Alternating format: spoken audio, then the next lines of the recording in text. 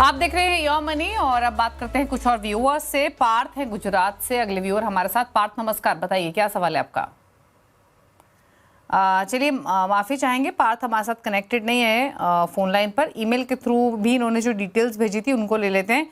32 years इनकी as है, monthly SIP है 1,20,000। 60 लाख अभी ऑलरेडी पोर्टफोलियो की वैल्यू हो चुकी है और 10 लाख रुपए इन्होंने डेट लिक्विड फंड में भी डाले हुए हैं और 10 साल का लक्ष्य है 5 करोड़ का। कहाँ पर डिप्लॉयमेंट की हुई है फंड्स की? HDFC flexi cap, Parag Parikh flexi cap, Bajaj Finserv small cap, Quant ELSS tax saver, Tata digital India fund, Nippon India value, ICICI value discovery, HDFC ELSS tax saver, Aditya Birla flexi cap, HDFC mid cap, DSP small cap, Axis mid cap. 12 funds हैं इनके पास। श्वेता बताइए suggestion. जी, पार्थ को सबसे पहले मैं congratulate करना चाहूंगी because Partha ने काफी सारी चीजें सही की हुई हैं अपने पोर्टफोलियो में। इन्होंने शुरुआत जल्दी की है, 32 इयर्स में एक 60 लाख का पोर्टफोलियो भी क्रिएट कर लिया है। जिस हिसाब से ये SIP कर रहे हैं 5 करोड़ के लक्ष्य के लिए, आप ने जो SIP का अमाउंट चुना है वो सही है, वो आपको अपने लक्ष्य पे आसानी से ले जाएगा। लेकिन जैसे जैसे आपके पास कुछ भी लमसम हो या आप SIP को स्टेप अप कर सके, उसे जरूर करना। तो वो एक एडिशनल बिल्डअप क्रिएट कर लेगा आपके पोर्टफोलियो वैल्यू पे। आपके जो पोर्टफोलियो में मैं देख रही थी, एक मार्केट कैप का जो बैलेंस हम कहते हैं, large cap, mid cap, small cap, वो भी सही है। करीबन 50 से 55% की लार्ज कैप है, बाकी मिड स्मॉल में इक्वली एलोकेटेड है। दो मेरे सुझाव थे आपके पोर्टफोलियो पे। मैं देखिए काफी सारे ELSS स्कीम्स हैं यहाँ पे। अब अगर आप नए टैक्स रिजीम में चले गए हैं तो ATC का बेनिफिट आपको नहीं मिलेगा। तो इसीलिए फिर आप SIP जो ELSS स्कीम्स में कर रहे हैं उसे रोक लें, क्योंकि वहां पर आप अननेसेसरी लिक्विडिटी को लॉक इन कर रहे हैं।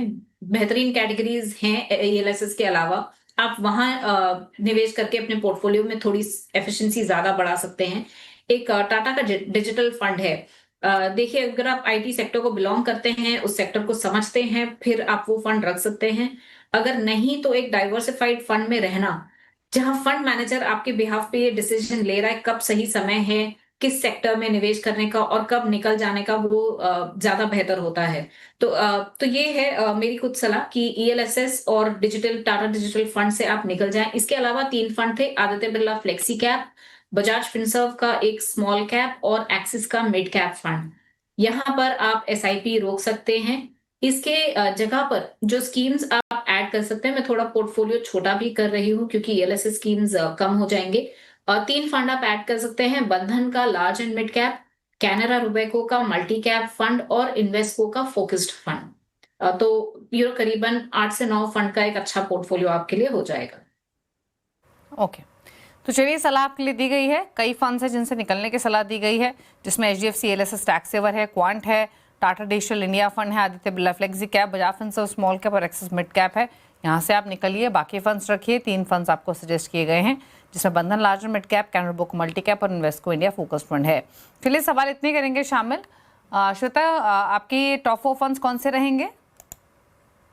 जी, देखिए, अगर मैं कुछ कैटेगरीज चुनूं और मैं कहूं, वहां पे मेरी जो टॉप फंड्स की सलाह होगी, SBI का large and mid cap fund, Kotak का एक mid cap fund, Canara Robeco का मल्टी कैप फंड और इन्वेस्को का स्मॉल कैप फंड।